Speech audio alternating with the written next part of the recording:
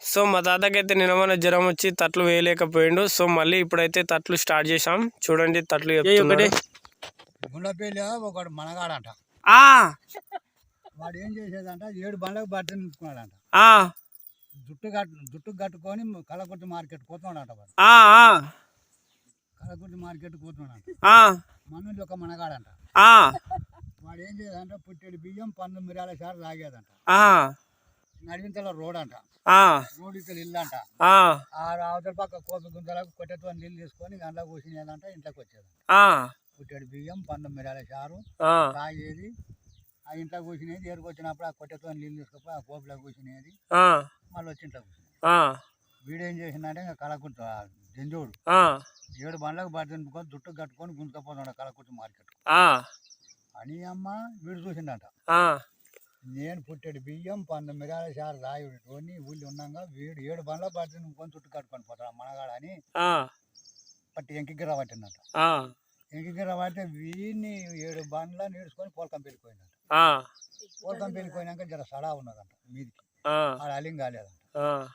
అలింగ్ కాకుంటే జర మీదికి గడ్డ లేకున్నా అలింగ్ కాక వాడు జుట్టు తీయాలి వీని తాంకి రాను.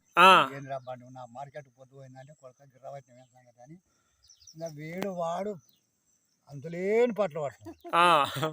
ఇంకా పట్లు పడుతున్నారంట. పట్లు పడుతుంటే పుట్టేడు పట్టే గుమ్మి తీసుకుని ఒక గొల్ల జంబాయం పొట్టి నుగ్గులు ఏరుతుందంట.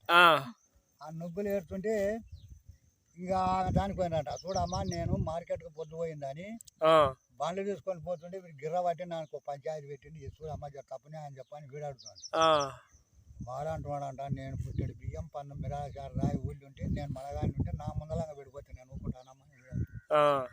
ఊరుకున్నాక నాయన సరే గుమ్మి నిండింది ఊళ్ళో పోలం పాండ్రి సర్పంచ్ దానికి పోతే ఏం తప్పు న్యాయం ఏం చెప్తారా తప్పు న్యాయం ఏం చెప్తారని ఇంకా పోయి దీని కాడ కూర్చుని పెట్టుకుంటా గొల్లదాని కాడ. గొల్లదాని కోడాలంట చెవిటిదంట. మా ఒంటేళ్ళకి ఇట్లా వస్తే పోయి జర మీరు గిట్లా పోసావా అన్నదంట. చెవిటిది కోడాలి పోస్తే ఇంకా వీళ్ళు ఇక్కడ కూర్చున్నారంట. అది కిందికి పోయిపోయామంటే అది మీదికి పోయింది.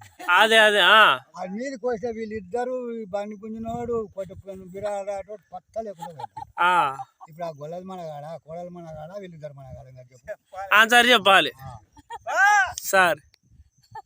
చెప్పు